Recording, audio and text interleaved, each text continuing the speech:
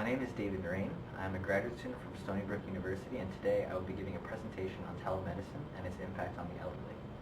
I will be discussing a plethora of factors such as security and consent associated with telemedicine.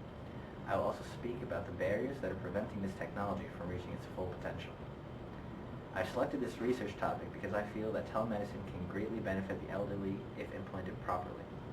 While researching this topic, I expected to gain insight into how the elderly population is currently being treated and how telemedicine technology could make their lives easier. Here is an overview of the topics that I'm going to be covering in my presentation. I'm going to be talking about the history of why the elderly population are so prevalent in the healthcare industry today. What is telemedicine? Why there is a need for telemedicine today. Why telemedicine of all the technology that's available to us. Some of the top telehealth devices today. Some of the services that telemedicine can provide to us. Some of the implications of those services. Some of the concerns with security of this technology. The current treatments of the elderly today. Chronic disease management and how telemedicine can relieve those with those diseases. Accessibility provided by telemedicine. Major barriers that are prohibiting telemedicine from advancing where it can be. Some of the potential uses and future uses of this technology. Some of the benefits and negatives of telemedicine. The provider's opinion, patient's opinion, and a summary. Some of the reasons that the elderly population needs to be addressed is that it is growing exponentially. A quote from Cloud Visit Telemedicine states that 70% of adults over age 65 are predicted to need long-term health care. This is in part due to the baby boomer generation, which produced a large amount of people who are now aging and require health care attention. This fact is coincided with the fact that medicine practices are better today than they have ever been. And as a result, people are living longer due to this increased advancement. As the average lifespan grows, so too do the ways in which we care for patients. For example, with the more recent shift towards the management of chronic diseases, providers are focusing on prolonging the lives of their patients. Baby boomers are a generation of people born from the years of 1946 to 1964, after World War II, when the war had ended. They make up a significantly large portion of the population, and now that they are aging, there's becoming a greater amount of seniors that are in need of care. This graph from an organization called Help the Aged illustrates the dramatic increase in births from that time. This baby boomer generation is comprised of 78 million Americans that are all reaching retirement. Out of those Americans, most have at least one chronic health problem. This is one of the reasons why this issue is so dire and needs the added focus of the healthcare industry as a whole. While researching telemedicine, it is important to know what telemedicine comprises. The American Telemedicine Association defines telemedicine as the use of medical information exchanged from one site to another via electronic communications to improve a patient's clinical health status. Telemedicine includes a growing variety of applications and services using two-way video, email, smartphones, wireless tools, and other forms of telecommunications technology. This image, courtesy of cqfp.org, shows some possible uses of telemedicine. If a patient in the hospital needs to see a specialist but one is not available, telemedicine technology allows for the specialist to access the patient from a remote location. The patient's physicians can then coordinate a plan of care for the patient. In the case of the nursing home, telemedicine allows providers to access elderly patients who are less mobile than some younger patients. Transmission of this information is all performed over secure networks. There is need for telemedicine as the rising cost of healthcare is causing organizations to seek out new ways in which to lower their costs. This technology also allows healthcare services and information to be delivered on demand. This is thanks to the synchronous accessibility that the technology provides. Another reason there is need for this technology is because of the growing number of the elderly worldwide. This is in large part due to the baby boomer generation, which I previously mentioned. Distance is another key driving force. For certain areas of the country, in specific rural areas, they don't always have the specialists they need. The location of the healthcare providers are also more spread out in these rural areas when being compared to urban ones. This makes travel longer, more costly, and more time-consuming as a result. There is also a shift in focus to monitoring patients as a core form of treatment. This method aims to keep patients out of the hospital through regular monitoring rather than waiting for something to go wrong. Why telemedicine to help the elderly? The reason that telemedicine is growing in popularity is because there is an increasing trend towards providing care within the home. Most patients would much prefer to be treated at home than venture to the doctor's office. Home health service providers are also being forced to provide efficient, high quality, and cost-effective nursing services to their patients, in particular the elderly. This has produced strategies to maximize productivity and efficiency while reducing healthcare costs.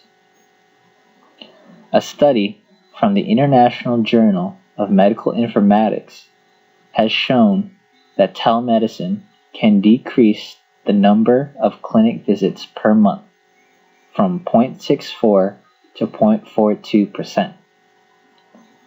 This is due to the increased availability of physicians via telemedicine and healthcare services as a whole. Patients no longer have to go see their physician. If they don't remember certain instructions, they can simply check their patient portals. Telemedicine will alleviate gaps in the availability and accessibility of healthcare services and will greatly improve the flexibility of the overall healthcare industry. Some of the top telehealth devices in use today to transmit health information are email messaging and patient portals. These forms of telemedicine can be accessed through multiple facets, including smartphones, tablets, and personal computers. Some other notable devices are examination cameras, which allow physicians to view their patients remotely when necessary, and smart monitors that can be used to monitor important information such as vital signs. Patient portals allow patients to tap into their own personal record that is stored on the organization's database. This can help patients stay educated on what the status of their health is by increasing the level of communication between them and their provider. It can also allow them to check test results, schedule appointments, and even pay bills through easily accessible devices such as smartphones, tablets, and personal computers. Some of the services that telemedicine can provide are the transmission of still images, which can aid physicians make diagnoses, remote monitoring to improve patient care and keep them out of the hospital, specialist access to reach out to specialists that are on call when they are needed for consultations, or if providers wish to communicate with a patient's former physician to perform a reconciliation of the services that were provided previously. Consumers can access their medical and health information with ease. Medical education is another service that this technology can provide, as it can not only be used to educate the patient, but future physicians. Some of the major implications of telemedicine can be seen with providing health information. This can be done by giving providers the information they need from the patient via remote monitoring.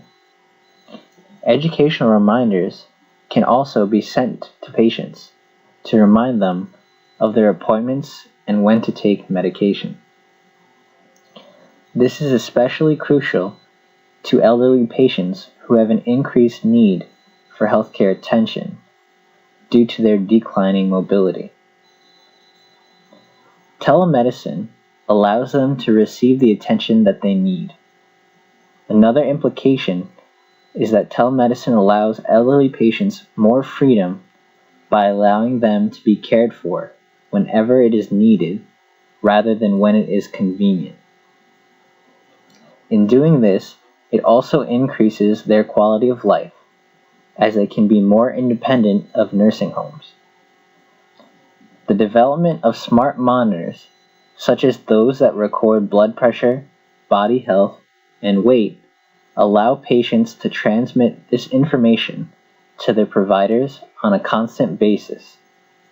This occurs in real time, which will allow patients to feel at ease knowing they are constantly being cared for, while also being able to stay in an environment that they are comfortable with.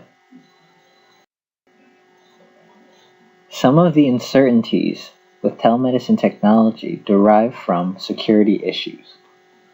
All transmission of healthcare information needs to be secured to prevent unauthorized breaches. This protection is accomplished through various encryption of data and user authentication. With telemedicine, it is also more sensitive to cyber breaches of patients' electronic medical records, which would interfere with the confidentiality, integrity, and availability of the information. There needs to be a balance between patient access and security, because although patients have a right to access their own health information, they also have a right to privacy. Currently, elderly patients may reside in nursing homes once they reach a state of health that requires constant monitoring. They are not satisfied as they are losing the ability to live on their own, and their quality of life has decreased as a result. The only other options currently are to either live with family members or drive to healthcare facilities when needed.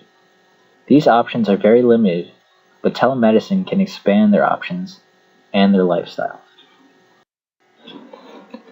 Another factor that telemedicine can help with is chronic disease management.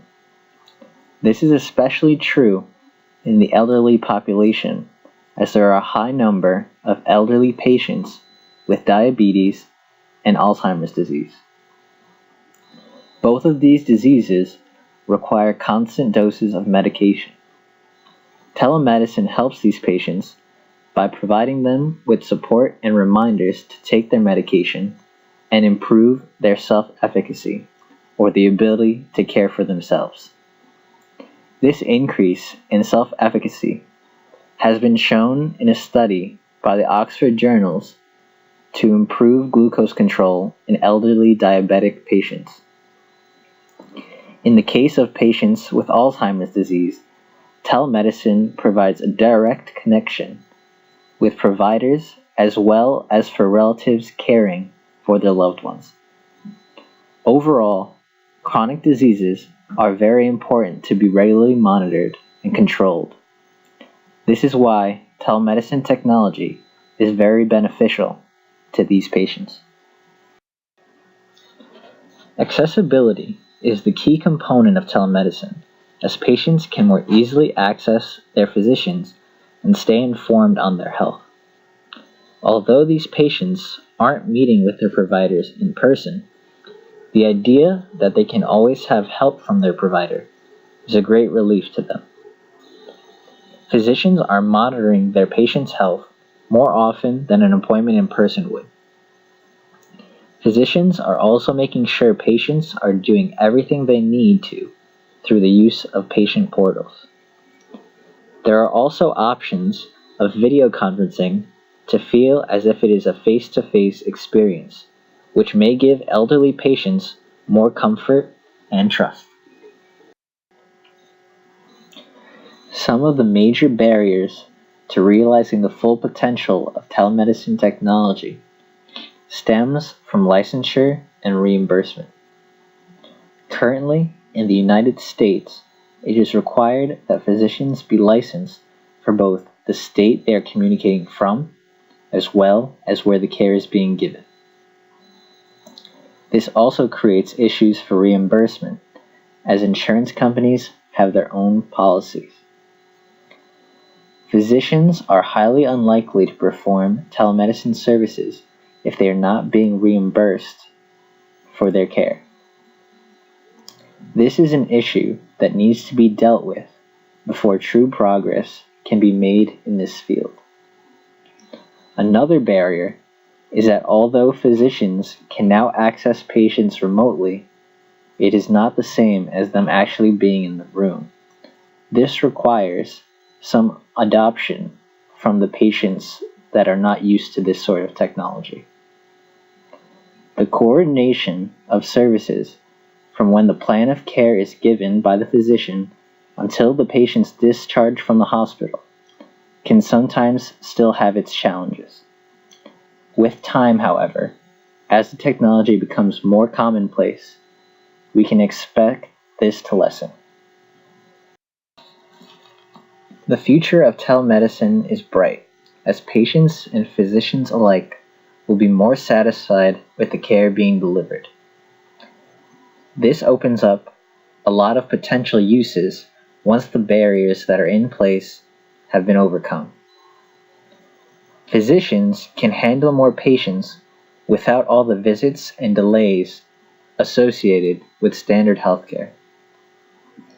They can also see more patients than they would be able to traditionally.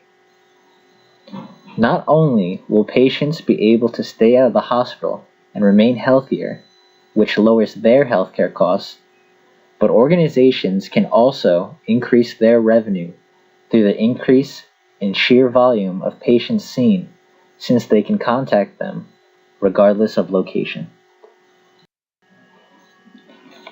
This graph illustrates the potential that telemedicine has in the future. It shows that there is a growing interest in the telehospitals, clinics, and telehomes of the industry.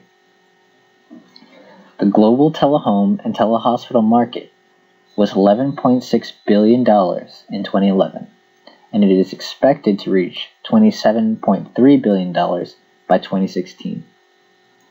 The telehospitals and clinics segment was $8 billion in 2011 and is expected to reach $17.6 billion by 2016. This overall market increase in telemedicine technology will help elderly patients, in particular through the increases seen in the telehome market, which in 2011 was $3.5 billion and is expected to reach $9.7 billion by 2016. The benefits of telemedicine include a more personal form of care in the home of the patient.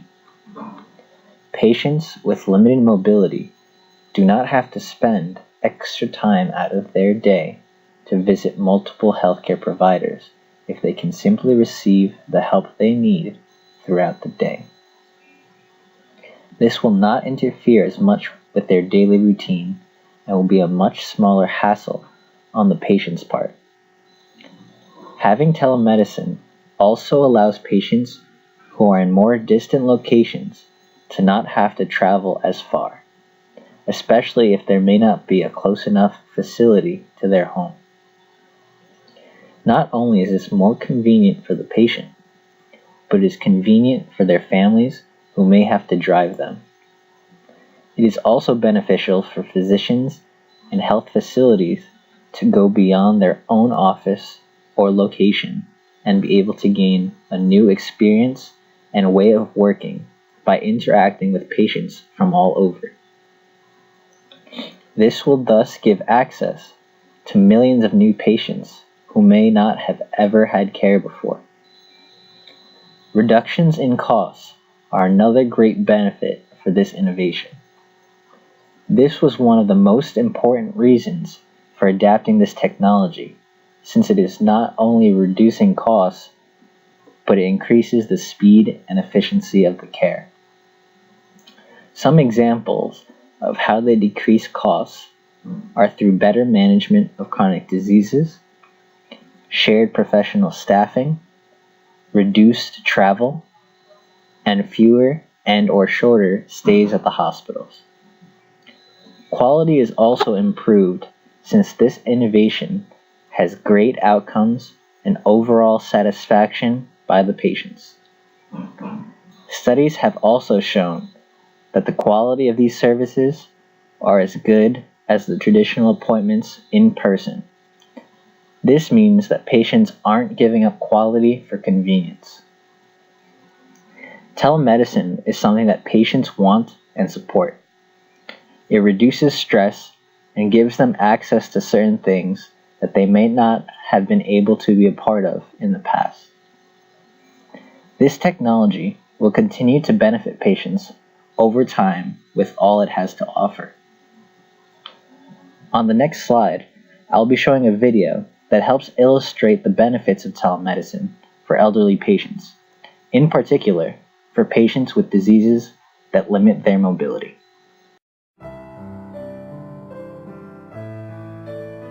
Linden Aged Care is a standalone not-for-profit residential aged care facility. Linden's long-term goals really are to be a facility where people can see out the end of their life with as little stress as possible. I have a lot of patients in residential care facilities, patients who are rural based, and a lot of patients with mobility problems, and these people are precisely the sorts of people who benefit from being able to consult via telehealth. People who live in residential aged care generally don't cope with change at all. For a 15-minute consultation, there's a whole day for the resident and the family member who's going with them, and it's really nerve-wracking for them. John has Parkinson's, and unfortunately he's lost the use of his legs completely. I always have to have an ambulance, and of course you have to the booking and making sure it's on time and everything. And then getting into some of the buildings is very difficult. With the Parkinson's disease, you really have to manage your medications on time, otherwise the symptoms can be quite awful for them. The telemedicine has been fantastic. Microsoft Link is there on the screen. The carers were able to give me a snapshot of John's day, and I was able to get a very clear sense of what John's problems were. Communication was real time, there was no delay in talking, and the video clarity was very, very effective. When they'd finished the consultation, you turned it off, and there he was back home again. With the NBN, faster broadband speeds will help make teleconsultations much more accessible. The government have provided significant financial incentives for practitioners and also provided item numbers that will be very useful in terms of defraying any technical costs that might arise. Extended home care for the elderly is an excellent initiative, and it would be great if we could see patients in their own home as well. It's really provided a much better holistic care for the resident with much, much less trauma. Yes, well, there's no way he can get home for a visit even.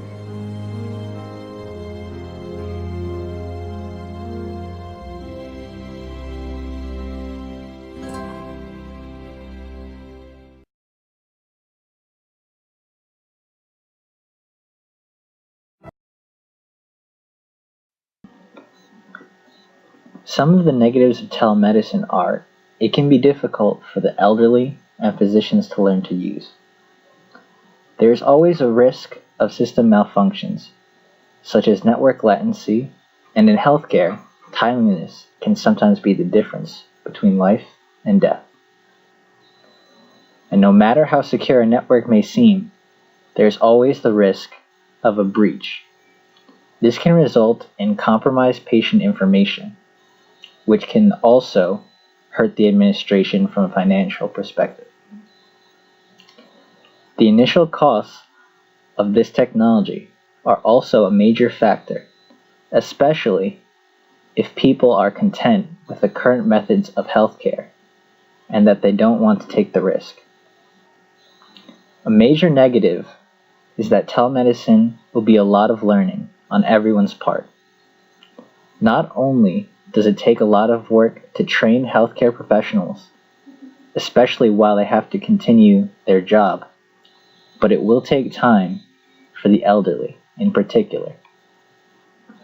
If the elderly have many difficulties with using this technology, such as using the interface effectively, this technology will prove to be useless for those patients.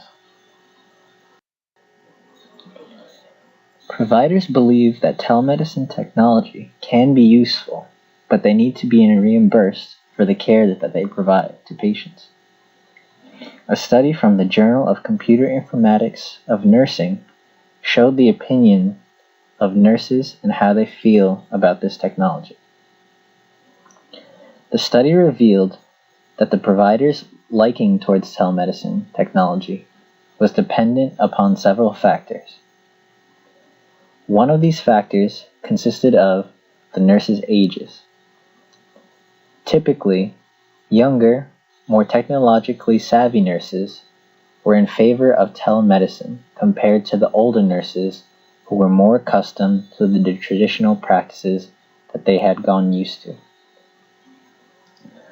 Other factors that coincide with this are the years of health experience or computer experience the nurses have. The nurses who have more years of health experience and less computer experience do not want to involve themselves with learning something drastically new in an occupation they have been in for many years, as they believe that it gets in the way of them and their patients. Support from coworkers was also another factor. It was shown that nurses who have physicians that support telemedicine are more likely to support it as well compared to nurses who are around physicians against it. Having communication and cooperation between coworkers is crucial since it helps give direction to their goals and ideas going forward. Because of this, when telemedicine technology is being implemented for the first time in a new organization, it is important for the administration to choose a physician who is supportive of the technology if it is to be successful. Patients have support for this telemedicine technology as it benefits them. A study from the International Journal of Medical Informatics showed that patients had a satisfaction rating of 72% with the telemedicine technology that they were presented. The study also showed that patient satisfaction ratings jumped from 50% in nursing homes to 82% while receiving telemedicine treatment in their own homes. Medical consultation with physicians was the most satisfactory service provided via telemedicine. Patients genuinely like the idea because they know that it was created as a means to help them and make their lives easier. To summarize, telemedicine is an expanding technology that seeks to improve the lives of everyone. The impact provided by this technology can be most greatly recognized in the growing elderly population. Telemedicine can be utilized in multiple facets, including education, monitoring, and communication. However, before this can happen, current barriers need to be addressed and remedied. It is my goal that through watching this presentation you have gained a better understanding of telemedicine and its impact on the elderly population. From conducting research on this topic, I have learned that there are many benefits to telemedicine. However, they can only be realized once the current barriers that are in place are overcome. Data that was utilized in this presentation was drawn from government websites, peer-reviewed sources, and published literature. The software that was used to create this presentation was Microsoft PowerPoint. At this point, I would like to thank you for your attention, and also thank you for watching.